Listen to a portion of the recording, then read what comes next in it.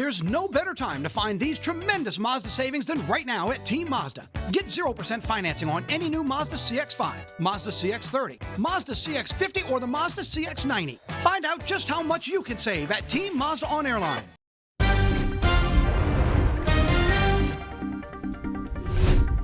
You want to do this entire thing for traffic? Just traffic? I mean, it's minutes? been busy in the traffic world, notwithstanding everything you've been keeping your eyes for folks heading there on the west on the Basin Bridge. It's gross, man. Can you find a worse place to get stuck than the Basin Bridge? Elevated, you know, and it's so funny because I go to New Orleans a lot, and of course the basin's 20 miles, and New Orleans is only 10 miles over the Bonnet-Carré, but the Bonnet-Carré seems to not get locked up as often as the Atchafalaya Basin for some reason. And they're both 60-mile-per-hour elevated portions. Okay, so tell me this. You know this, and as we're looking right here, they're not even letting you even get close to the Basin Bridge now. They're moving you off so you can get over to, over to 190. But tell me this, Johnny. You know, as you cross over the basin or you cross over another elevated spot, they always have those emergency connections between, like if it's separated, going in different directions, right? Every few miles, you'll see that emergency kind of connection between the two opposite bridges, that kind of a thing. And it's always blocked off, obviously, by, you know, concrete barrier with K-rails, that kind of a thing. Are those ever used for these kinds of situations? Why would they not like unload, like let's open it up and get people out of here? I've only seen them used one time, and that was during a hurricane. Exactly, it's more storm related. Absolutely right. And that was for contraflow. They were just for contraflow. You know, but I've never seen it. Of course, those concrete barriers. A lot. They don't have equipment staged there. Right there. You got to get something out there. Put them on the side. And is it time effective? Is it cost prohibitive to get it out? Ask anybody that's been in that traffic since 4 a.m. Yeah, you're right. No, you're right. Say absolutely, get me back out of here. Because think about it. If you were in 4:15, you could have been past Lafayette by now. I mean, it's been 4 a.m. and now it's what, 7:04. They have been in that traffic. Some of them not moving since 4 o'clock. He's got to go that way in like 3.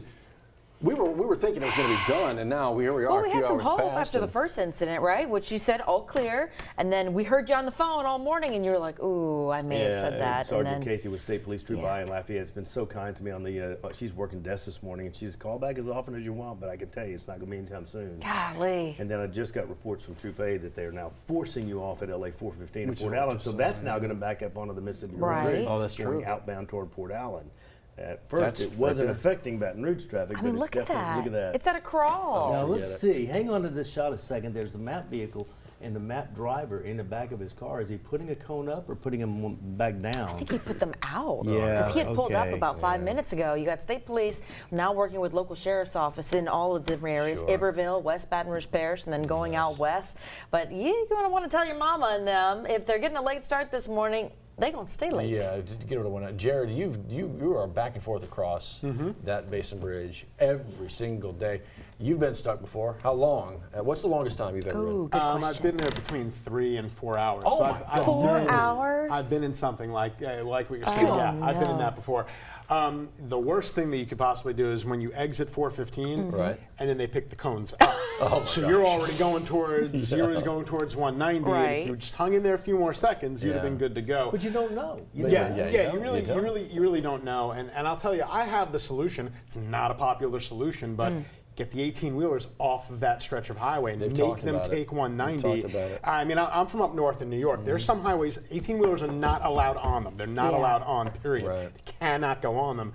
You get the trucks off, they move the speed down, 60 to 50. That's not going to do it.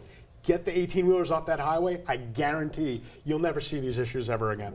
Wow. I know. Well, guarantee. I mean, I'm a little sensitive with my commercial drivers. I'm a commercial driver, but yeah, I was going to Lake Charles last Friday, and I was in the right lane going 60. The basin is now 60 miles per hour. The whole thing.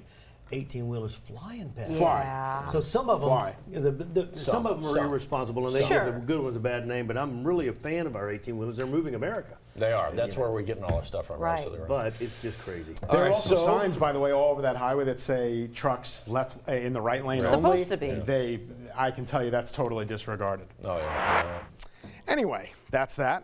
This is this. Let me do weather, because this is actually the part that I do get paid for. 79 feels like 83. A little bit of sunshine glaring off of the river out there. You know, we almost hit 100 yesterday. We're not trying to do that again. 99. This is what we're trying to do. Get our temperatures a little bit closer to where they should be this time of year, that being in the lower 90s, and I think we're going to be able to do just that. So, cue the rain, and that's what's going on now. We're seeing it slowly but surely converge toward the Baton Rouge area, and it's probably going to take a few more hours. So you don't need the rain gear this morning. That looks to change in the afternoon. Couple showers, couple heavy downpours possible, but we're not expecting anything severe. You know, I'll also tell you what I wanted to do, because I see that we're expecting several inches of rain over the next few days.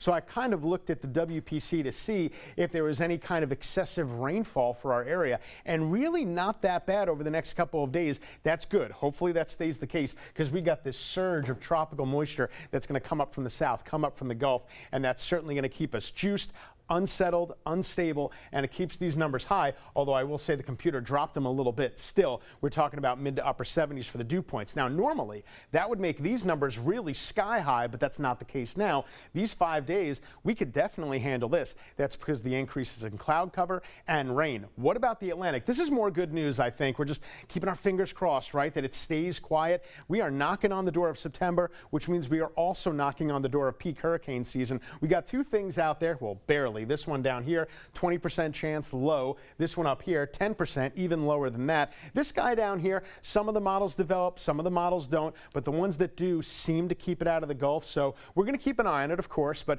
not writing it off just yet. 2 to 3 inches expected right around the Baton Rouge area. What about this? 4 to 6 inches the farther you go towards the coast. So definitely keep the rain gear handy over the next few days, especially in the afternoon. That 60% is a much better chance later in the day. High 93. We're going to do better than that in the upcoming forecast. What about Saturday and Sunday? Lower 90s. We've got a 60% chance both days on the Labor Day weekend. Now, it's not going to be a washout, but your outdoor plans might need to come indoors. So definitely keep an eye on that. Stay with us, WAFB, both on air and online. 70% Thursday and Friday, but look at the forecast highs. That really is the silver lining here. We have replaced all the upper 90s with lower 90s, even a couple of upper 80s. So we'll take that at 7:09. Johnny, hopefully that traffic light is going to clear up soon. Oh boy, I don't know. It's been like that since 4 this morning, and now new information for you just coming into the traffic center. First of all, not getting any worse in Denham Springs, but we're still seeing backups starting at Juban. Hop over to LA 415. This is in Port Allen.